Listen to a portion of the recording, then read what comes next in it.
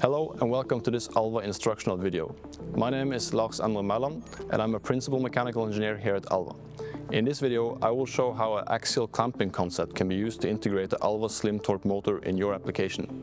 If you have questions about the topics in this video or want more information about our products, please check out our product catalog or visit us at alvaindustries.com. By axial clamping, we mean that the stator or rotor is held in place by friction by being compressed between two parts in the axial direction. The radial alignment is achieved by having a snug fit between the OD of the stator and the stator housing, or the ID of the rotor and the shaft. The axial alignment is controlled by the position of the clamping parts. For optimal terminal performance, a thermal grease can be added between the parts, particularly between the stator and the stator housing. It is important to note that the axial clamping force should only be applied to the outer aluminum ring of the stator or the inner aluminum ring for the rotor, not the magnets or the stator winding. The clamping force should also be evenly distributed around the circumference and properly scaled to make sure the contact pressure doesn't get too high. Please refer to our mechanical integration guide for more information. Axial clamping can be beneficial in the assembly process since it does not require the use of adhesives and the associated curing cycles. I will now show you how axial clamping can be used to attach the stator. We will use the frame version of our 130/27 Max motor as an example. In this assembly, the stator is clamped between two symmetrical parts, forming the housing. We will actually apply some retaining compound to one side of the stator housing. However, this could in principle be skipped or replaced by thermal grease.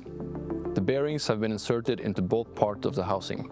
We are now ready to clean the stator with isopropyl alcohol and a lint-free cloth.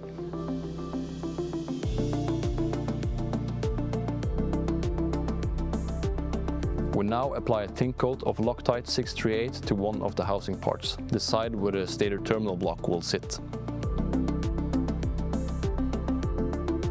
We can now place the stator into the housing parts.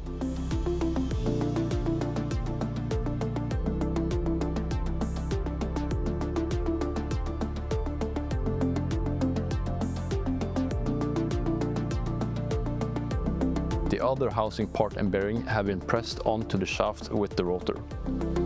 We are now ready to assemble the two halves of the motor.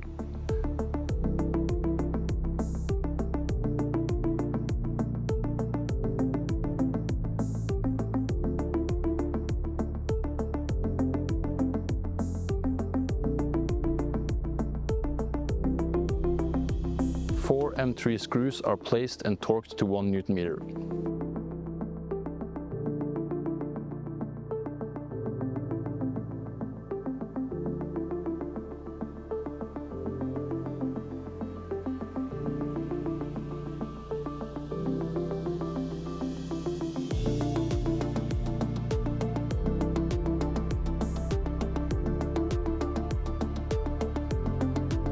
After installing the encoder, the frame motor is finished. I hope that you found this video both informative and inspirational. On our website alvaindustries.com you will find our product selector, which is a great tool for finding the correct SlimTorq motor for your application. If you have any questions about the topics in this video, please do not hesitate to reach out to us. So, in which application will you use Alva SlimTorq motors? Let us know in the comment section below.